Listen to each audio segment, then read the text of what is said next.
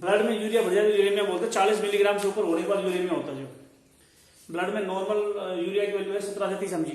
Blood में normal urea की value है 17 से 30 mg। इससे ज्यादा यूरिया होगा तो यूरेमिया बोलेंगे। जो ब्लड में इससे ज्यादा यूरिया होगा तो यूरेमिया बोलेंगे। यूरेमिया को कैसे ठीक करेंगे? यूरिया बढ़ गई है, यूरेमिया हो गया, कैसे ठीक करें? और क्रिएटिनिन बढ़ गई है।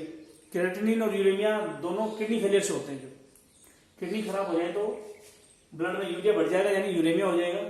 क्रिएटिनिन की वैल्यू भी बढ़ जाएगी। जो ब्लड में यूरिया बढ़ जाएगा, यूरेमिया हो जाएगा, और क्रिएटिनिन की वैल्यू बढ़ जाएगी अगर किडनी फेल होगी तो यूरेमिया को कैसे ठीक करें, क्रिएटिनिन को कैसे ठीक करें?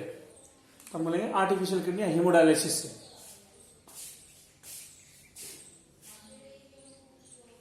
यूरेमिया कैसे ट्रीट करें? आर्टिफिशियल किडनी और हेमोडायलिसिस।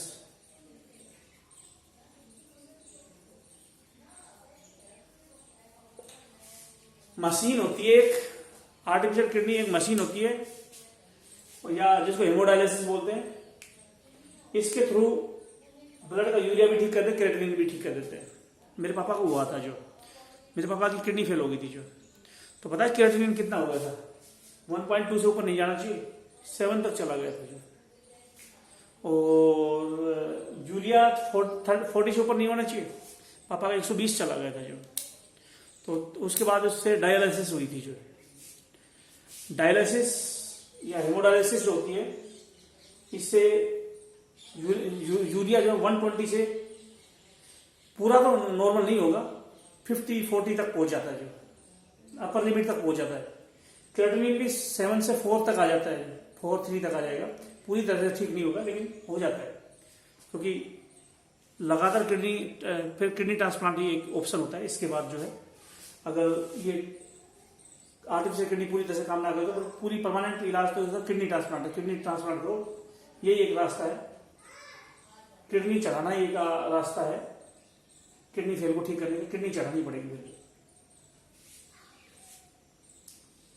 तो हो गई। यूरिया लीवर बनाता है, जो ब्लड में डाल देता है, किडनी उसको बाहर कर देती है। जो किडनी अगर काम नहीं कर रही है ढंग से तो यूरिया ब्लड में भर जाएगा, यूरेमिया हो जाएगा। यूरिया कौन बनाता है? यूरिया बनाता है सिंथेसाइज बाय लीवर।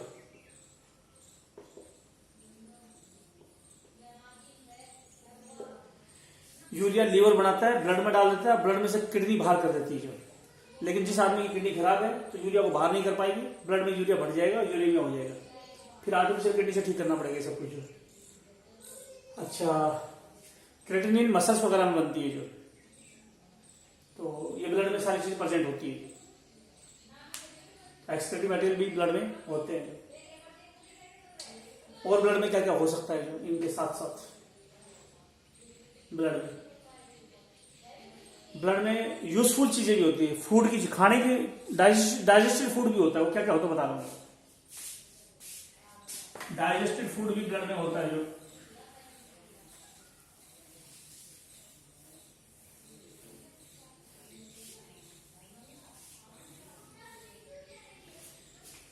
ब्लड में डाइजेस्टेड फूड भी होता है। जो डाइजेस्टेड फूड मटेरियल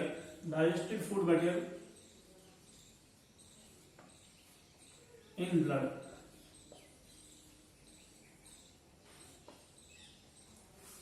ब्लड में डाइजेस्टेड फूड मटेरियल होता है।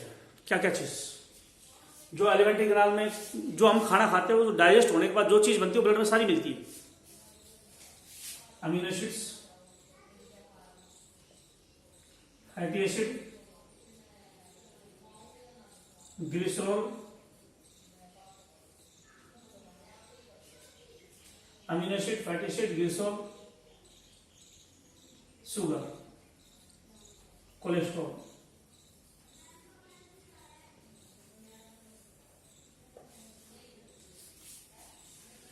खाने में प्रोटीन होती है, डाइजेस्ट होने के बाद अमीनो एसिड बनता है। तो अमीनो एसिड हमने खाने में जो भी खाया वो डाइजेस्ट होने के बाद सेल में ही पहुंचता है, सेल में यूज होने के लिए। खाने में प्रोटीन है तो अमीनो एसिड बन जाएगा। प्रोटीन तो अमीनो एसिड की बनी हुई है। खाना खाया उसमें प्रोटीन थी, वो अमीनो एसिड में टूट गई, अमीनो एसिड ब्लड में आ गया, तो ब्लड में अमीनो एसिड मिलते हैं। फैट जो टूटती है फैटी एसिड ग्लिसरॉल की बनी होती फैट, तो फैट टूटेगी फैटी एसिड ग्लिसरॉल में, वो भी ब्लड में आ गया। खाना खाते कार्बोहाइड्रेट भी खाते हैं, स्टार्च खाते हैं हम जो, उसकी शुगर बन जाएगी, ग्लूकोज बन जाएगी, वो भी स्टार्च खाई खाने में, उसका शुगर या ग्लूकोज बढ़ गया। हमने खाने में स्टार्च खाई, उसका बढ़ गया शुगर या ग्लूकोज, वो भी ब्लड में आ गया। खाना खाते उसमें कोलेस्ट्रॉल भी होता है। ये सारी चीजें ब्लड में होती है। कितना कोलेस्ट्रॉल होना चाहिए नॉर्मली ब्लड में? 150 से लेकर 250 मिलीग्राम पर 100 पर डेसीलीटर ब्लड।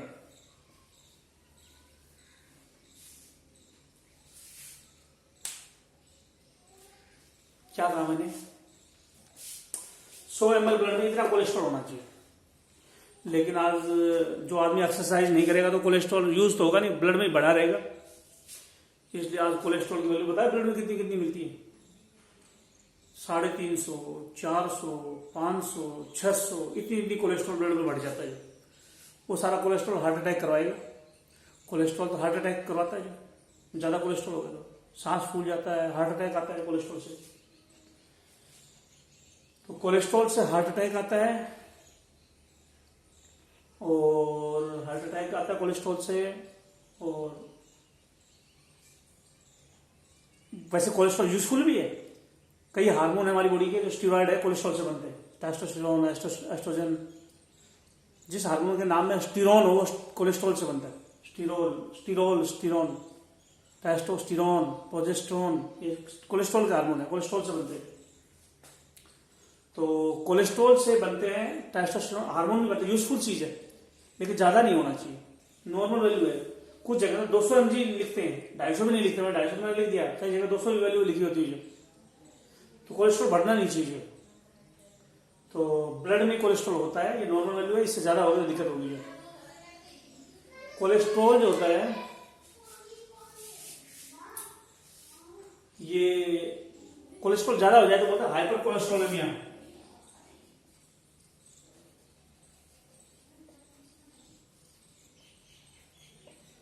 अगर ब्लड में कोलेस्ट्रॉल बढ़ जाए तो हाइपर कोलेस्ट्रोलेमिया बोलते हैं। दवाओं से फिर ठीक करेंगे इस कोलेस्ट्रॉल को। एक दवा होती है जो कोलेस्ट्रॉल को कम करती है, स्टैटिन, जो एक ईस्ट से निकलती है, मोनोस्कस ईस्ट से।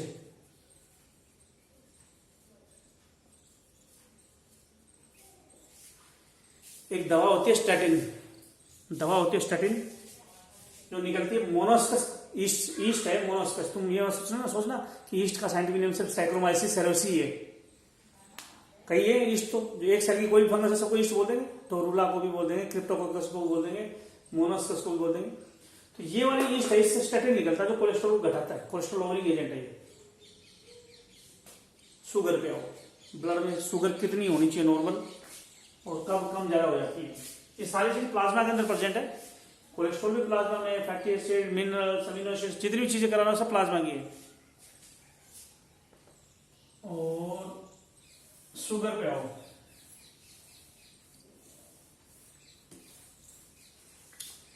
शुगर एक होता है फास्टिंग लेवल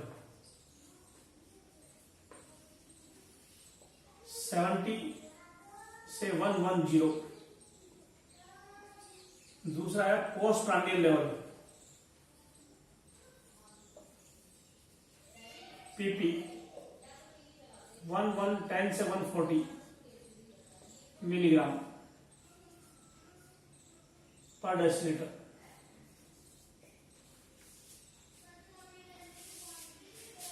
कई जगह शॉर्टकट याद रखते हैं। फास्टिंग लेवल का मतलब पता है कब क्या होता है?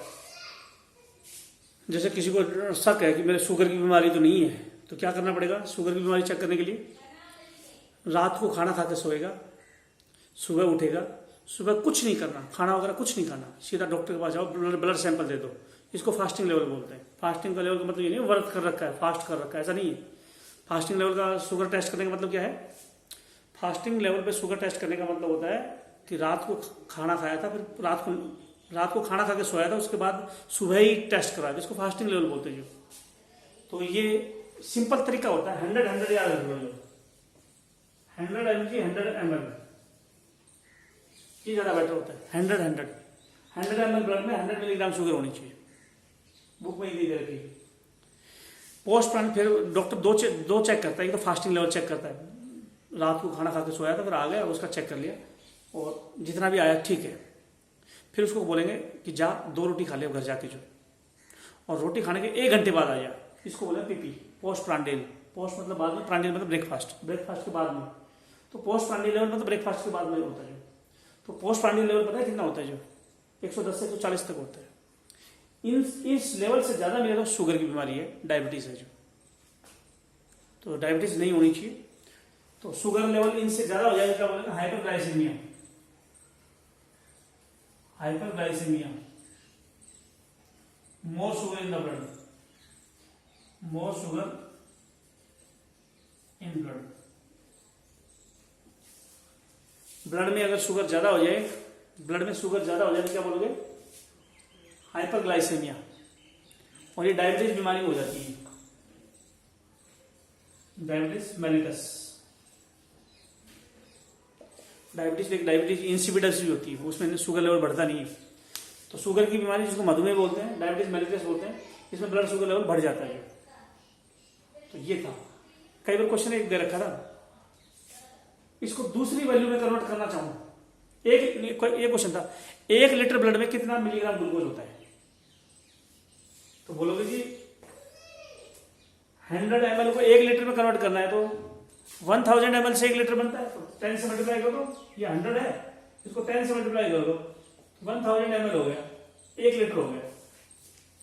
100 ml को अगर 10 से मल्टीप्लाई करो तो 1 लीटर बन जाएगा, इसको 10 से मल्टीप्लाई कर दो तो 1000 100 mg को 10 से कर दो, 1000 mg आ जाएगा, और 1000 mg को 1 ग्राम बोलते हैं।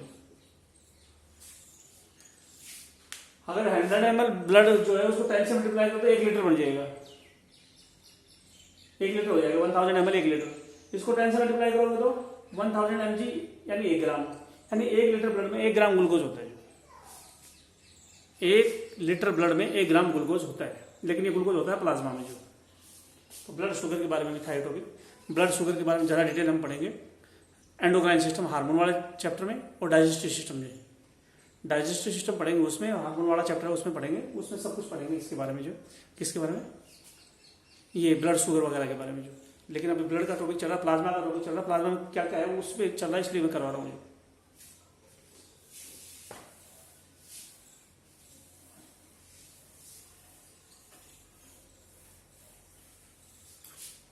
ब्लड में कौन कौन सी प्रोटीन होती है? 13 प्रोटीन तो मैंने बता दी थी, ब्लड क्लॉटिंग फैक्टर वाली। उसके अलावा बताओ कौन कौन सी प्रोटीन ब्लड में होती है? Albumin, globulin, प्रोपर्डिन, prothrombin, fibrinogen,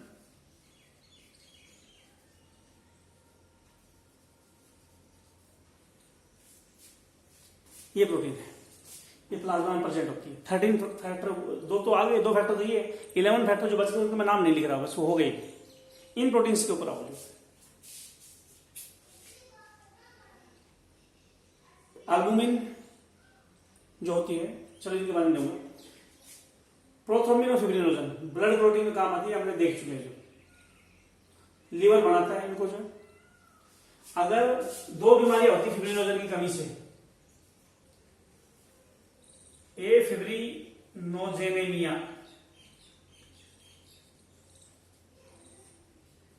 hypo फिब्रिनोजेनेमिया,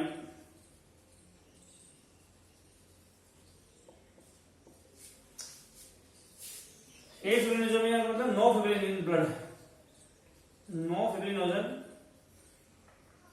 इन ब्लड, इसमें लेस फिब्रिनोजन इन ब्लड।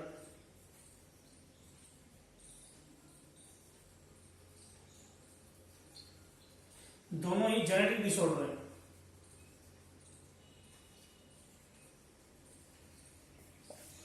दोनों जेनेटिक डिसऑर्डर है। ब्लड में अगर फिब्रिनोजन ना हो तो बोलते ए लगा देंगे। फिब्रिनोजेनेमिया मतलब फिब्रिनोजन है, ए मतलब अब्सेंट, हाइपो मतलब कम। दोनों में दिक्कत क्या होगी? अगर फिब्रिनोजन नहीं है तो नो ब्लड क्लॉटिंग, फिब्रिनोजन नहीं है तो ब्लड क्लॉटिंग नहीं होगी। इसमें फिब्रिनोजन कम है तो लेस ब्लड क्लॉटिंग। भाई फिब्रिनोजन काम क्या है? Blood clotting. अगर फिब्रिनोजन नहीं है तो ब्लड क्लॉटिंग नहीं होगी। फिब्रिनोजन नहीं है तो ब्लड क्लॉटिंग नहीं है। और फिब्रिनोजन कम है तो ब्लड क्लॉटिंग कम। ए मतलब अब्सेंट, हाइपो मतलब कम। फिब्रिनोजन कम है तो ब्लड क्लॉटिंग कम है, फिब्रिनोजन नहीं है तो ब्लड क्लॉटिंग नहीं है। तो ये प्रोटीन होती है ब्लड में, जो प्लाज्मा में होती है, जो लीवर ने बनाई है इनको।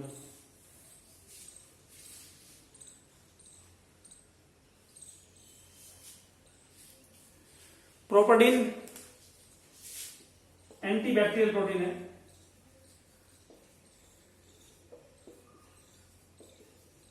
बैक्टीरिया को फैगोसाइटोसिस से मरवाती है, help in killing of bacteria by phagocytosis.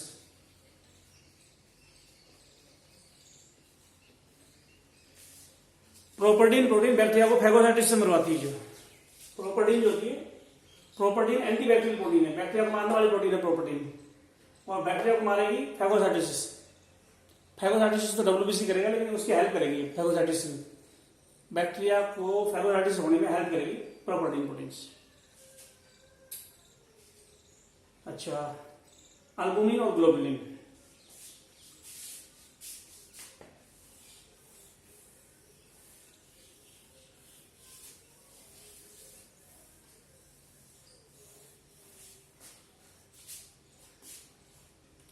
Albumin और ग्लोबुलिन।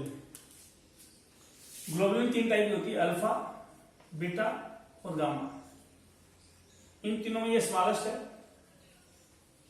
ये लार्जेस्ट है।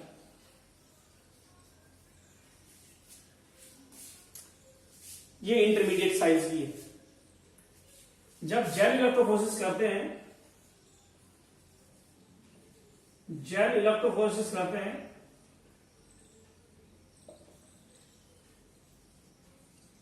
तो सबसे पीछे जो होती है वो गामा होती है, सबसे आगे होती है वो अल्फा होती है, बीच में होती है वो बीटा होती है। जेल इलेक्ट्रोफोरेसिस से हम डीएनए भी सेपरेट कर सकते हैं, प्रोटीन भी सेपरेट कर सकते हैं।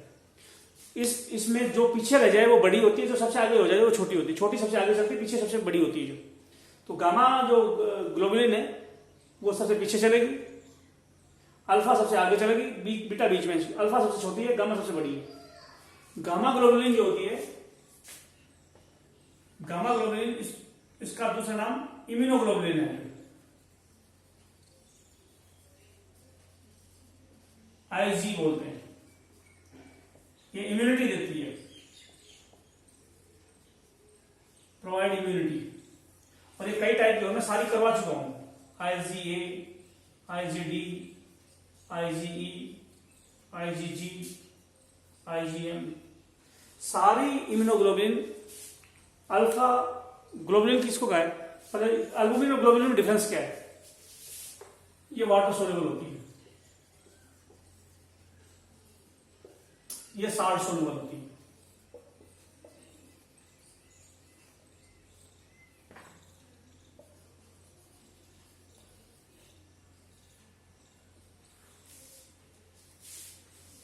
एल्बुमिन और ग्लोबुलिन, जो पानी में घुल जाए उसको बोलते हैं एल्बुमिन।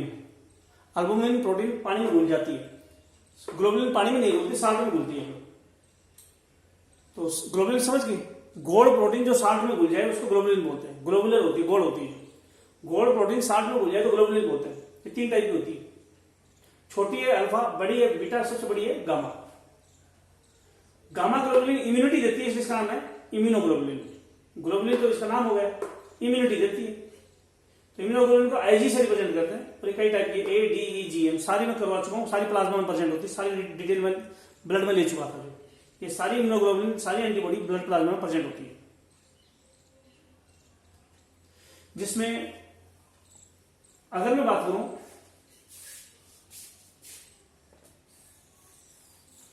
इम्यूनोग्लोबुलिन को हमने एंटीबॉडी भी कहा है। इम्यूनोग्लोबुलिन जो है IgA, DE, GM, इनको एंटीबॉडी भी बोलते हैं। इम्यूनोग्लोबुलिन जो होते हैं इनको एंटीबॉडी भी बोलते हैं। और ये जो गामा ग्लोबुलिन या इम्यूनोग्लोबुलिन है ये लार्जेस्ट है। ये बनती है प्लाज्मा सेल से, बी सेल से। इम्यूनोग्लोबुलिन किससे बनती है? बी सेल से। और जितनी भी प्रोटीन कराए सारी लीवर की, ये किससे बनेगी? लीवर से। ये किससे बनेगी? लीवर से। ये किससे बनेगी? लीवर से।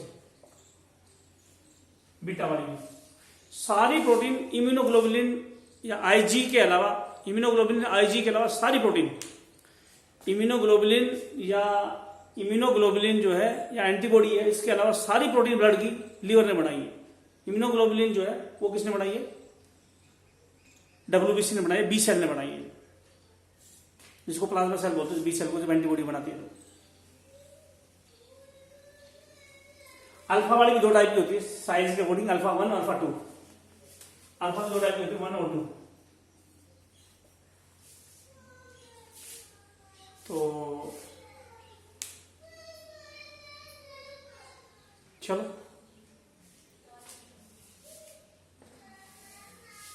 एल्बुमिन प्रोटीन ज्यादा होती है, ग्लोबुलिन कम होती है। एल्बुमिन प्रोटीन कम होती है, एल्बुमिन प्रोटीन ज्यादा होती है, ग्लोबुलिन कम होती है। एल्बुमिन प्रोटीन वाटर सोल्यूबल है, पानी में घुलती है। एल्बुमिन ज्यादा होती है, ग्लोबुलिन कम होती है जो। और इसके अलावा एल्बुमिन प्रोटीन मैंने कहा ज्यादा होती है, ग्लोबुलिन कम होती है। यूरिन में एल्बुमिन निकल जाए तो बोलते हैं albuminuria. Albuminuria, loss of urine, loss of albumin in urine.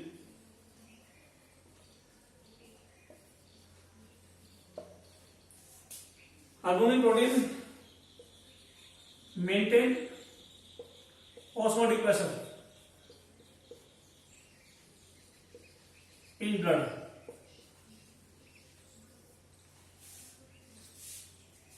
Osmotic pressure को मेंटेन करती है। इसके बारे में अभी बात करता हूं मैं, ऑस्मोटिक प्रेशर के बारे में। एल्बुमिन 3 टाइप की होती है। ओवा एल्बुमिन,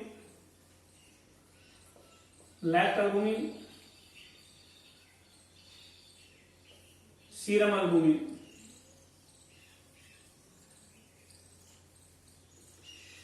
एल्बुमिन प्रोटीन अंडे में मिले, सफेद सफेद अंडे में सफेद सफेद देखा है? अंडे में जो सफेद सफेद होता है, बीच में तो पीला रंग का होता है, पीले वाला तो योक है, सफेद सफेद जो होता है वो एल्बुमिन का बना होता है। तो ये अंडे में मिलती है। ओवा एल्बुमिन एग में मिलती है, ये मिल्क में मिलती है। ओवा का मतलब एग होता है, एल्बुमिन एग में मिले तो ओवा एल्बुमिन बोलो, ओवा लगा दो। लैक्ट का मतलब मिल्क होता है, मिल्क में तो लैक्ट लगा दो। सीरम तो प्लाज्मा के लिए होता है, ब्लड के लिए, तो सीरम एल्बुमिन सीरम में मिलेगी। जो एल्बुमिन ओवा या एग में मिले तो ओवा एल्बुमिन, लैक्ट में मिले, मिल्क में मिले तो लैक्ट एल्बुमिन, सीरम में मिले तो सीरम एल्बुमिन। जो ये albumin proteins minerals and some hormones transport में भी हेल्प करती है।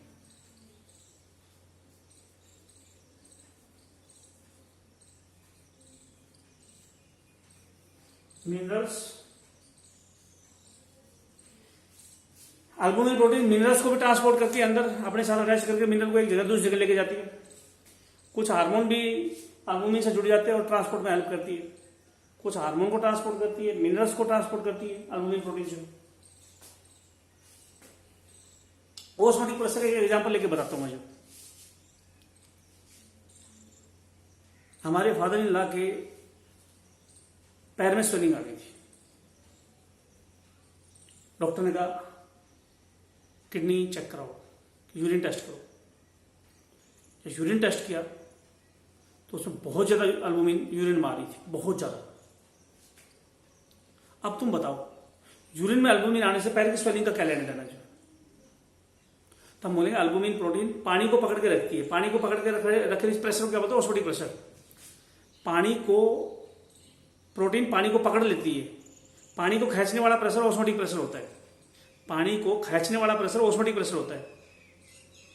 पानी को खींचने वाला प्रेशर ऑस्मोटिक प्रेशर होता है। तो एल्बुमिन प्रोटीन पानी को खींच लेती है, तो ऑस्मोटिक प्रेशर इनकी वजह से होता है। अब सारी एल्बुमिन तो यूरिन में निकल गई, तो ब्लड में प्रोटीन, पानी को कौन पकड़ेगा? कोई नहीं पकड़ेगा। वो सारी ब्लड में से निकल के पैर, बॉडी के फ्लूइड में चली गई। जो बॉडी फ्लूइड में चली गई, तो पैर सूज गया, हाथ सूज गया, सारा शरीर सूज गया। क्योंकि ब्लड के अंदर पानी एल्बुमिन प्रोटीन पकड़ के रखती है। ऑस्मोटिक प्रेशर इसी को बोलते हैं, पानी को पकड़ने के प्रेशर को ऑस्मोटिक प्रेशर बोलते हैं। तो पानी को पकड़ के रखती है, ऑस्मोटिक प्रेशर बना के रखती है प्रोटीन जो है। एल्बुमिन निकल गई यूरिन में, ब्लड के अंदर पानी को कौन पकड़ेगा? सारा ब्लड फिल्टर होकर बॉडी में ही आ गया और पूरी बॉडी में स्वेलिंग हो गई। इसलिए एल्बुमिन के इंजेक्शन लगते थे। जो एल्बुमिन, एक बार एल्बुमिन 5,000 रुपए की एल्बुमिन चढ़ाते थे जो ब्लड में। इसलिए एल्बुमिन देते थे ताकि यूरिन में निकलने के बाद भी ब्लड में बच जाए, ताकि सारा पानी वापस ब्लड में आ जाए। एल्बुमिन पानी को खींचेगी ऑस्मोटिक प्रेशर से, तो सारा ब्लड में पानी आ जाए और बॉडी में स्वेलिंग हट जाए। तो इस तरह से हम बोलते हैं एल्बुमिन प्रोटीन जो है होती है, ऑस्मोटिक प्रेशर को मेंटेन करती है। पानी का प्रेशर बॉडी में कितना पानी रहेगा, कम रहेगा या ज्यादा रहेगा, एल्बुमिन डिसाइड करती है। क्योंकि एल्बुमिन प्रोटीन ज्यादा प्रोटीन है, क्योंकि प्रोथ्रोम्बिन फिब्रिनोजन तो 0.3% है।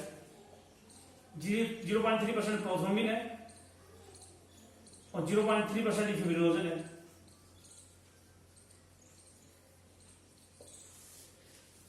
प्रोथ्रोम्बिन फिब्रिनोजन तो बहुत कम है, प्रोटीन भी बहुत कम है। तो दो ही प्रोटीन बच गए, एल्बुमिन और ग्लोबुलिन। लगभग प्रोटीन एल्बुमिन है, ग्लोबुलिन में एंटीबॉडी भी है, उनका दूसरा काम है जो। तो एल्बुमिन प्रोटीन इस तरह से ऑस्मोटिक प्रेशर मेंटेन करती है, पानी का पकड़ के रखती है और पानी को लॉस नहीं होने देती जो।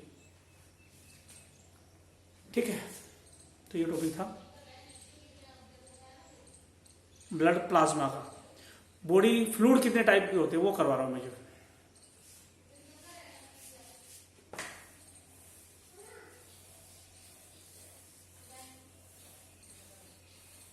पहले मैं 3 एंटीकोगुलेंट के नाम लिख रहा हूं।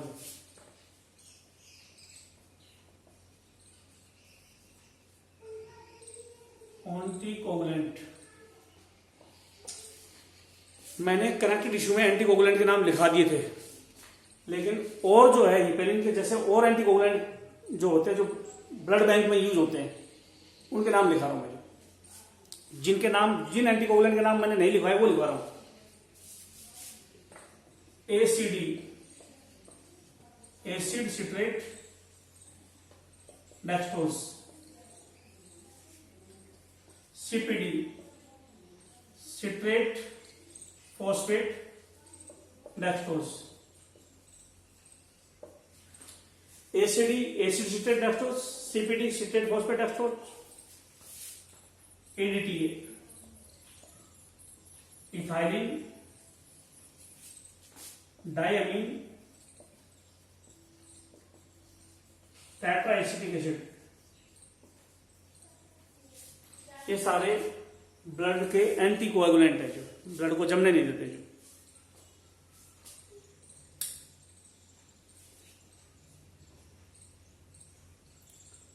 तो ये थे। अब मैं कुछ बॉडी के फ्लूइड की लिस्ट बना रहा हूं, कितने टाइप के बॉडी में फ्लूइड होता है।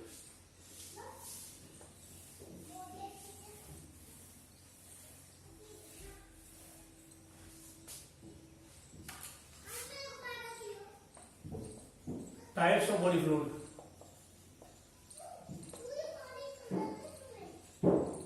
Intracellular fluid,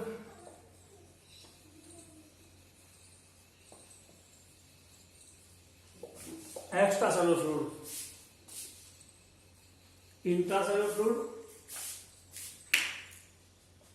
extracellular fluid, extracellular fluid, intracellular fluid. ये सेल के अंदर मिलता है, फाउंड इन सेल। ये सेल के बाहर मिलता है, found outside of cell.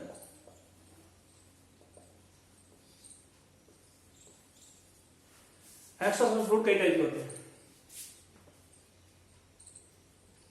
Blood plasma,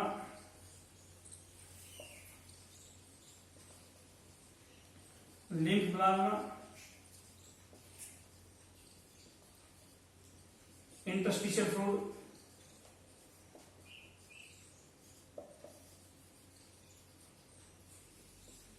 ये बिटवीन सेल होता है।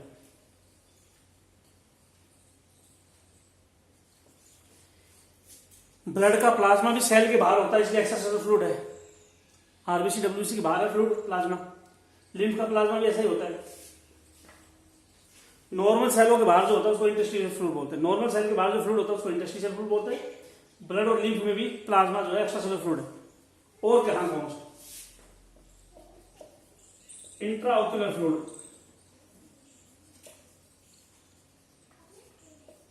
ये आई में होता है। आई में होता है intraocular fluid. Digestive fluid,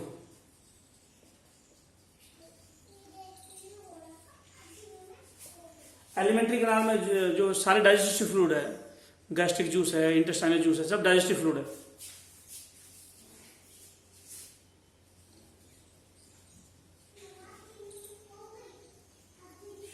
serous fluid, serous fluid क्या होता है? सीरस फ्लूइड होता है प्लूरल और पेरिकार्डियम के बीच में फ्लूइड। लंग्स की दो सिरोसा मेम्ब्रेन नहीं होती, सिरोसा मेम्ब्रेन में serous fluid, pleural fluid, pericardial fluid. Serous fluid में एग्जांपल है pleural fluid, pericardial fluid.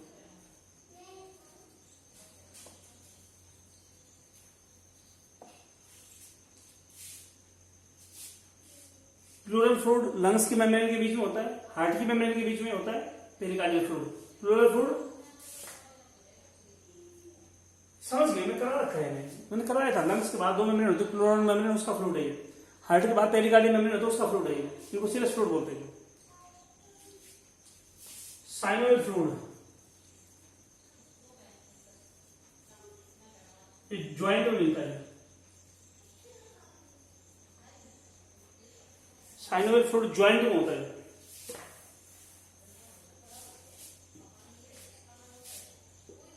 CSF, cerebrospinal fluid, ये मिलता है ब्रेन और स्पाइनल कॉर्ड में, in brain and spinal cord. ये फ्लूइड है, सारे फ्लूइड है। सेलों के बीच में उसको इंटरस्टिशियल फ्लूइड बोलते हैं। ब्लड का प्लाज्मा, लिम्फ का प्लाज्मा, एलिमेंट्री कैनाल में फ्लूइड, आंख के अंदर फ्लूइड, ज्वाइंट में फ्लूइड, ब्रेन में फ्लूइड, प्लूरल में फ्लूइड, ये सारे फ्लूइड है। तो मेरे हिसाब से इस वीडियो को मैं यहीं रोक देता हूँ। ब्लड कंटिन्यू है, अभी थोड़ा ब्लड और बचा हुआ है। ब्लड की एनीमिया बच गई, जो एनीमिया की टाइप नहीं करवाई मैंने, जो एनीमिया का टॉपिक बचा हुआ है, और छोटी मोटी चीज़ और है। फिर उसके बाद स्टार्ट करूँगा मैं लिम्फ, और फिर वो पीछे की बची हुई है बोन और वो जो है, और फिर जाके नर्वस टिश्यू आएंगे। जो चलो यही रोक रहा हूँ उसको।